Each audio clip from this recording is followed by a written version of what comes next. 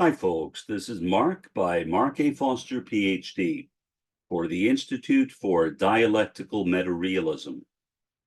I wanted to discuss President Kim's recent statement that his country, the Democratic People's Republic of Korea, also known as North Korea, is preparing for war, is increasing its readiness for war.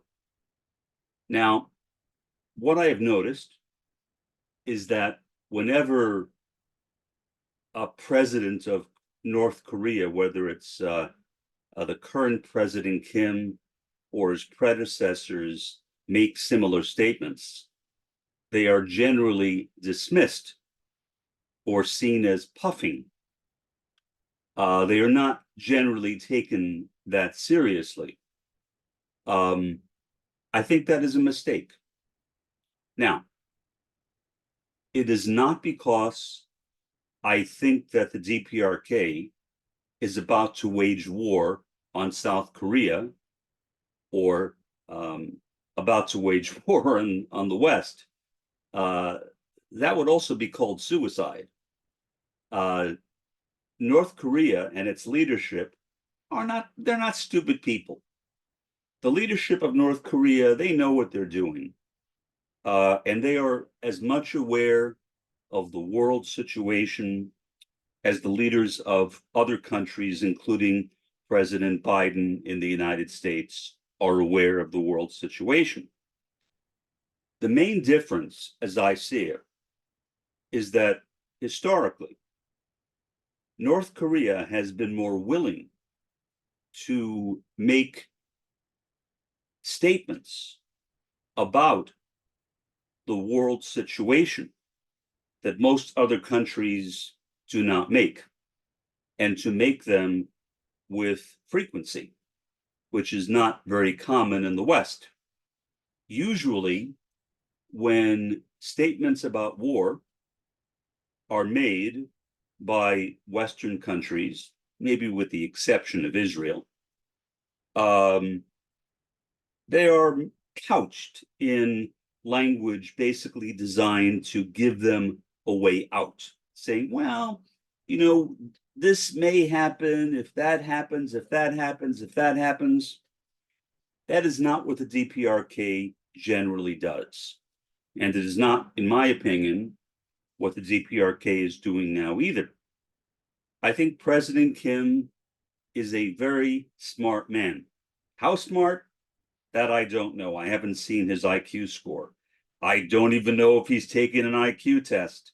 Maybe. But that's not what I mean. I mean that he's savvy. He's wise. He's aware of what's going on in the world. People sometimes, I think incorrectly, refer to the DPRK as the hermit kingdom, which implies that they are kind of cut off from the rest of the world. And even its leadership is cut off. Not true. That's not true at all. Not even close. President Kim knows exactly what is going on in the world. He knows it as well as President Biden, as Prime Minister Netanyahu, or any other head of state in the world. The only difference is that President Kim is willing to be upfront, whereas most global leaders, and again, I'm excluding Israel from this, are generally more discreet, are generally more careful in what they say. They couch their words with multiple levels of qualification. That is not common for the DPRK. Now, does that mean that the DPRK thinks that there will be a war necessarily? I don't think so. But I think that it means exactly what President Kim has said, that they are increasing their readiness for war. Why? Anybody with any degree of common sense, and I think that that leaves out a lot of people, unfortunately, and many of those people are heads of state, know what the world situation is and are aware that we are in very treacherous times, that there could be an outbreak of global hostilities at any time. I mean, just now, Israel is planning, or at least indicating, that it may go to war against Hezbollah in Lebanon. That would be an absolute tragedy. Now, the suspicion is, and I don't know if this suspicion is right or wrong, is that because Israel is facing the condemnation of so many nations, that it may think twice before attacking Hezbollah in Lebanon. I don't know. I'm not sure. I would not put anything past Benjamin Netanyahu. The guy is a madman. And if anybody is going to start a war, it is not going to be President Kim of the DPRK. It is going to be Prime Minister Bibi Netanyahu of Israel, or perhaps President Joe Biden of the US, although I think that is less likely. More likely Israel than the United States, in my opinion. But what I think that Israel is doing is making the world a much less safe place for all of us. And that is what President Kim has noticed. Now, anybody, I would hope, with any level of common sense would notice the same thing. I mean, the barometer is going through the ceiling. We are at tremendous risk of global hostilities breaking out from multiple fronts all over the world, whether it's in Lebanon, whether it's in Gaza, whether it's in Yemen, whether it's in Ukraine, all places that are being attacked, in many cases mercilessly by other countries. In the case of Ukraine, I can understand why Russia is attacking them. Not to say I think it's good. I don't like it when countries bomb buildings and kill innocent civilians. But by the same token, the reason why Putin has started his war against Ukraine is because of NATO, and in particular the US, which made a handshake agreement that it would not try to incorporate former Warsaw Pact nations into NATO, and then turned around and did precisely that. And so suddenly, the country that had the closest relationship with Russia, Ukraine, was now being manipulated by the US and its empire, including NATO, to become a part of NATO and to become a part of the EU, eventually. So Putin's reaction, you could argue that maybe it was a bit too strong. I don't know. I'm not an expert on foreign policy. But was it understandable? Of course it was understandable. Of course. And I don't know why people simply don't recognize that. I mean, Putin was being surrounded by adversaries. Countries that used to be a part of the former Soviet Union are now a part of NATO, or are now a part of the EU. And why was NATO started? To protect the West from the former Soviet Union. And Russia is one of the main legacies of the former Soviet Union. So of course it's understandable why Putin is doing what he is doing. Is it good? Of course it's not good. I don't like seeing people killed. I don't like seeing buildings blown up, innocent people slaughtered. But look at what Israel is doing right now in Gaza.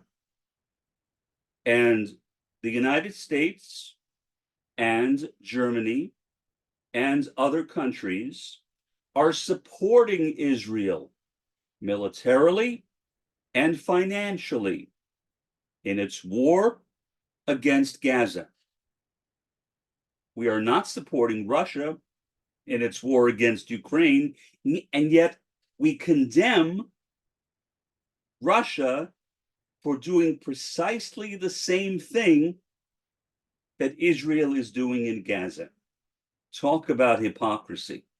So, going back to the subject, President Kim sees the same things that I just said. As I mentioned, I am not a foreign policy expert. I am not a political scientist. I am not even a political sociologist. I am a sociologist of religion and a social theorist. So I am talking way outside my field. I have really no qualifications at all to be saying the things that I am saying. And yet, why not? You know, I have free speech. I can say what I want, at least for now.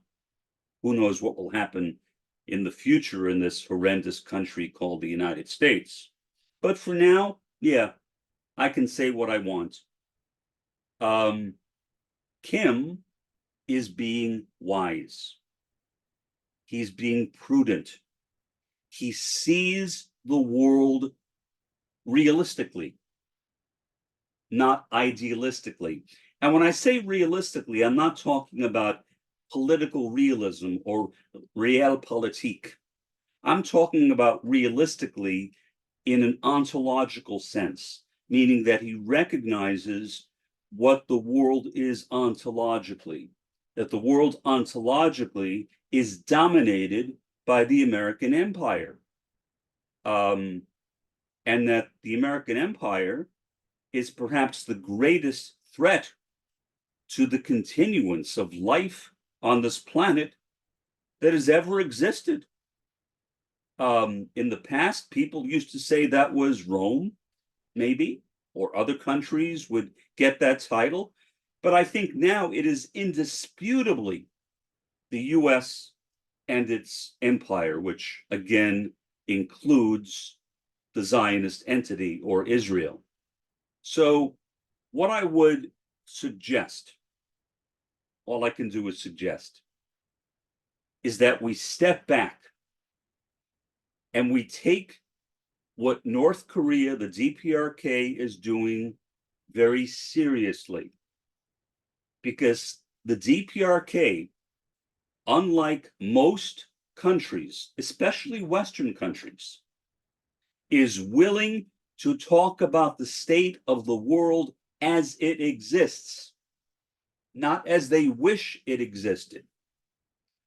And when you do that, when you focus on the world realistically, meaning ontologically realistically, when you examine the world and you see that the world is literally falling apart as I speak, which I think most people have a sense of, but maybe don't know why. The tremendous alienation that I see among my friends, my family, my neighbors, people that felt relatively calm in the past, now appear to me to be in a state of constant terror.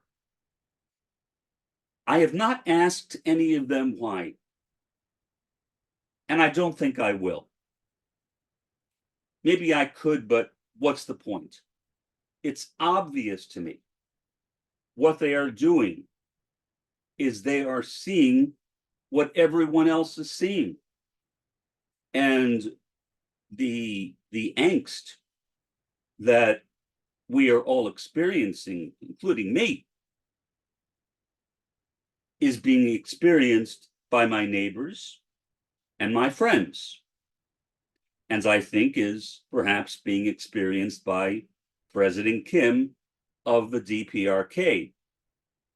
So I think that is a much better way to look at it. Third world countries, like the DPRK, often have a much better understanding of world affairs than first world countries like South Korea. Why? Because North Korea, like Gaza, like Haiti, and so on, is a victim. It is a victim of imperialism, of colonialism, and of cultural hegemony. So if you want to find out what is really going on and try to understand it in the most sophisticated way possible, I think the best way to do that is to turn to the third world. In this case, to turn to the war preparations that have been announced by President Kim of the DPRK. For now, this is Mark by Mark A. Foster, Ph.D., for the Institute for Dialectical Meta-Realism. Have a pleasant day and an even better day tomorrow.